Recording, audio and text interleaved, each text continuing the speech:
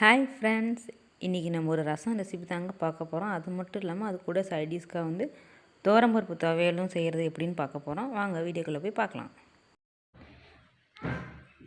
இன்றைக்கி நம்ம வெள்ளை வெங்காய ரசம் தாங்க வைக்க போகிறோம். வெள்ளை வெங்காய ரசம்னா ஒன்றும் இல்லைங்க, பூண்டுக்கு இன்னொரு பேர் தாங்க வெள்ளை வெங்காயம்.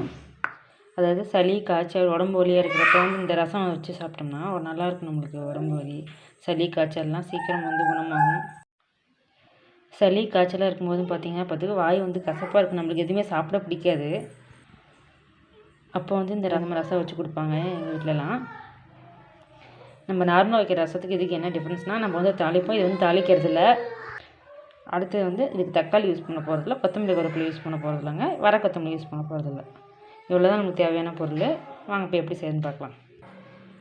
ஜார் எடுத்துக்கலாம். ஜாரில் வந்து சீரகம், மிளகு, பூண்டு,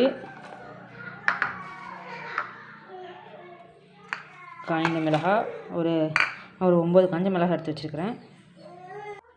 அடுத்தது ஒரு சின்ன பீஸ் கட்டி பெருங்காயம் எடுத்து வச்சுருக்கேன். நீங்கள் கட்டி பெருங்காயம் போடுறனாலும் போடுங்கலாம், இல்லைனா பவுடர் பெருங்காயம் கூட யூஸ் பண்ணிக்கலாம். பவுடர் பெருங்காயம் யூஸ் பண்ணுற மாதிரி இருந்ததுன்னா புளியெல்லாம் கரைச்சிட்டு அதில் வந்து இதை போட்டுங்க, பவுடர் பெருங்காயத்தை. இப்போ வந்து இது மிக்சியில் போட்டு அரைச்சி எடுத்துகிட்டு வந்துடலாம். பாருங்கள், நல்லா அரைச்சிட்டு வந்துட்டேன் நான். இதை புளியையும் கரைச்சி வச்சிட்டேன். இப்போ கரைச்சி வச்சுருக்க இந்த புளியில் வந்து நம்ம வந்து அரைச்சி வெள்ளது எல்லாத்தையும் போட்டுடலாம். அடுத்தது உப்பு, மஞ்சத்தூள் வச்சுருக்கேன் பார்த்திங்களா, அது. அவ்வளோதாங்க, ரசம் எல்லாம் கரைச்சி வச்சாச்சு. இப்போ வந்து ரசத்தை நம்ம வந்து பேனில் ஊற்றி நல்லா நுரைச்சி வர வரைக்கும் விடலாம். பேன் சூடாயிடுச்சு. இதில் வந்து கரைச்சி வச்சு ரசத்தை வந்து ஊற்றிடலாம். அவ்வளோதான், ரசம் வந்து நல்லா நுரைச்சி வரணும், கொதிக்கக்கூடாது, நுரைச்சி வரணும். அவ்வளோதாங்க, நம்ம ரசம் ரெடி ஆகிடும். ஒரு 10 நிமிஷம் வெயிட் பண்ணலாம். இப்போ பாருங்கள், இந்த ரசம் வந்து லேசாக கொதி வரணுக்கு நுரைச்சிருக்குது. நல்லா கொதிக்கக்கூடாது, நுரை கட்டி வச்சுங்களா, அவ்வளோதான். இப்போ வந்து ஸ்டவ் ஆஃப் பண்ணலாங்க. அவ்வளோதாங்க, நம்மளோட சூப்பரான வெள்ளை வெங்காய ரசம் ரெடி ஆயிடுச்சு. அடுத்ததாக வந்து ரசத்தை வந்து ஒரு பவுலுக்கு ட்ரான்ஸ்ஃபர் பண்ணிட்டு அடுத்தது துவரம்பருப்பு துவையல் எப்படி செய்யுதுன்னு பார்க்கலாம் வாங்க. பாருங்கள், நம்ம வெங்காயம் ரசம் வச்சுட்டோம். இப்போ அடுத்து அதுக்கு சைடிஸ் தாங்க அந்த பருப்பு துவையல் வைக்க போகிறோம். இதுக்கு வந்து ஒரு பாருங்கள் 3 டேபிள் ஸ்பூன் துவரம்பருப்பு எடுத்து வச்சுருக்கேன். ஒரு 10 காஞ்ச மிளகா, தேங்காய் வந்து ஆப்ஷனல் தான், வேணும் நம்ம போட்டுக்கலாம். ஒரு 2 டேபிள் ஸ்பூன் வந்து துருவ தேங்காய் எடுத்து வச்சுருக்கேன். உப்பு தேவையான அளவு, பூண்டு 3 பல். இப்போ வந்து இதை வந்து வறுத்து எடுத்துக்கலாம். ஃபஸ்ட்டு நான் இதுக்கு வந்து பாண்லி வைக்கிறேன். பாருங்கள், பாண்லி வச்சுட்டேன். பேன் வச்சுட்டேன். பேன் சூட வச்சு துவரம்பருப்பு எடுத்து வச்சுருக்கேன், அது இதில் போட்டாச்சு. கறியை விட்டுறாங்க, ஃப்ளேம் மீடியமில் வச்சு வறுத்துங்க துவரம்பருப்பை.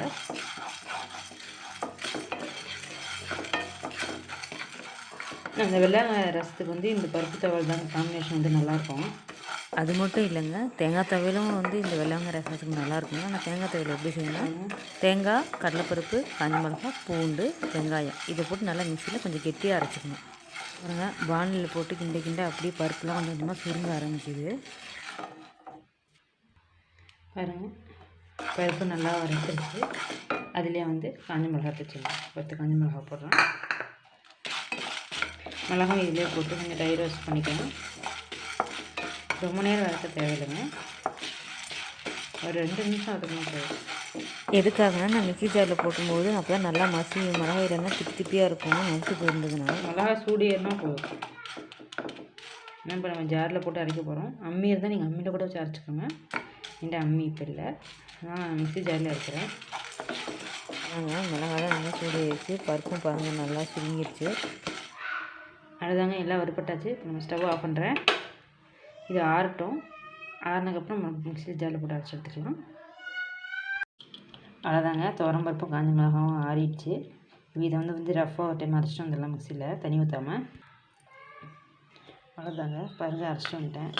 காட்டி ஏறுது. இதில் வந்து உப்பு தேவையான அளவு, பூண்டு 3 பல், துருவ தேங்காய் ஒரு 2 ஸ்பூன். இப்போ எல்லாத்தையும் போட்டு நல்லா அரைச்சிட்டு வந்துடலாம். தண்ணி தெளித்து அரைங்க, தண்ணி நிறையா ஊற்றிடாதீங்க, இது வந்து தொட்டு சாப்பிட்றது. அவ்வளோதாங்க, அரைச்சிட்டு வந்துட்டேன். பாருங்கள், ரொம்ப தண்ணியாக உள்ள செமி சால்ட்டாக தான் இருக்குது. நம்ம அம்மியில் அரைச்சோம்னா இன்னும் கூட திக்காக இருக்கும். மிக்ஸியில் அரைக்கிறதுனால கொஞ்சம் பாருங்கள் இவ்வளோ கொஞ்சம் இறக்கமாக தான் இருக்குது. இதுக்கு தண்ணி ஊற்ற வேணாங்க. அவ்வளோதான், நம்ம துவரம்பருப்பு துவையல் ரெடி ஆயிடுச்சு. இப்போ நம்ம வந்து பிளேட்டு சர்வ் பண்ணிக்கலாம். அவ்வளோதாங்க, நம்மளோட வெள்ளை வெங்காய ரசமும் பருப்பு துவையலும் ரெடி ஆயிடுச்சு. சாதத்தில் வந்து ரசத்தை நிறைய ஊற்றி நல்லா கரைச்சிக்கிட்டு அப்படியே சாப்பாடு ஒரு வாய் துவையல் ஒரு வாய் வச்சு அப்படி சாப்பிடுங்க. சூப்பராக இருக்கும். அதாவது உடம்பு வலி, சளி, காய்ச்சல் இருக்கப்போ அந்த மாதிரி டைமில் வந்து இந்த ரசத்தை வச்சு சாப்பிடுங்க. ரொம்ப நல்லாயிருக்கும். நீங்களும் இதை ட்ரை பண்ணி பாருங்கள். ட்ரை பண்ணி பார்த்துட்டு எப்படி இருக்குன்னு எனக்கு கமெண்ட் பண்ணுங்கள். இந்த வீடியோ உங்களுக்கு பிடிச்சதுன்னா லைக் பண்ணுங்கள், ஷேர் பண்ணுங்கள், கமெண்ட் பண்ணுங்கள், சப்ஸ்கிரைப் பண்ணுங்கள். மறக்காமல் பெல் ஐக்கானை கிளிக் பண்ணுங்கள். திரும்பவும் வேறு ஒரு வீடியோ உங்களை சந்திக்கிறேன். பை.